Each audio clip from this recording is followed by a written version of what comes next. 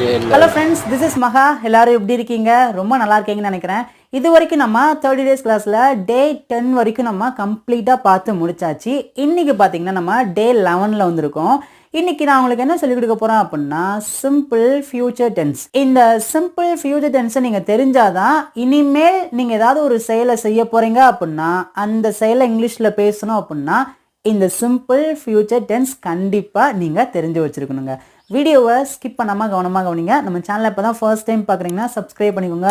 உங்கள் friends and ஃபேமிலிக்கு நிறைய பேருக்கு நம்ம இங்கிலீஷ் பேசலாம் சேனலில் 30 டேஸ் கிளாஸ் போகுது. நீங்கள் நிறைய பேருக்கு ஷேர் பண்ணுங்கள், நிறைய பேருக்கு தெரிவிங்க. இப்போ நம்ம வீடியோக்குள்ளே போகலாங்க. சிம்பிள் ஃபியூச்சர் டென்ஸ் அப்படிங்கிறத நம்ம ஷார்ட்டாக எப்படி சொல்லலாம் அப்படின்னா ஃபியூச்சர் டென்ஸ் அப்படின்னு சொல்லாங்க. ஃபியூச்சர் டென்ஸ் அப்படின்னா எதிர்காலம் அப்படின்னு சொல்லுவாங்க. இனிமேல் நடக்கக்கூடிய ஒரு செயலை பற்றி நம்ம பேசுகிறோம் அப்படின்னா அதுக்கு தான் நமக்கு இந்த சிம்பிள் ஃபியூச்சர் டென்ஸ் அப்படிங்கிறது தேவைப்படுது. ஃபார் எக்ஸாம்பிள் பாருங்க, நான் நாளைக்கு படிப்பேன், அவன் செவ்வாய்க்கிழமை வேலைக்கு போவான், அவள் அடுத்த வாரம் பரீட்சை எழுதுவாள், நாங்கள் அடுத்த மாதம் சென்னைக்கு போவோம், அவங்க அடுத்த வருஷம் ஊருக்கு வருவாங்க. நீங்கள் இந்த 5 சென்டென்ஸை நல்லா கவனிங்க. இந்த 5 சென்டென்ஸில் இருக்கிற செயல்கள் இனிமேல் தான் நடக்க போகுது.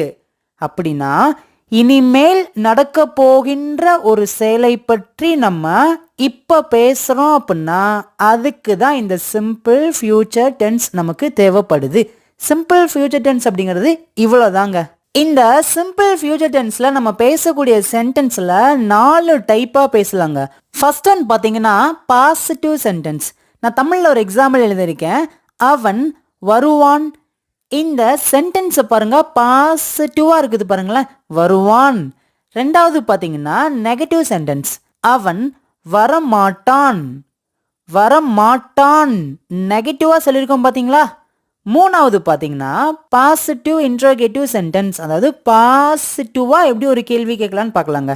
அவன் வருவானா, பாசிட்டிவாக ஒரு கேள்வி கேட்டிருக்கோம்.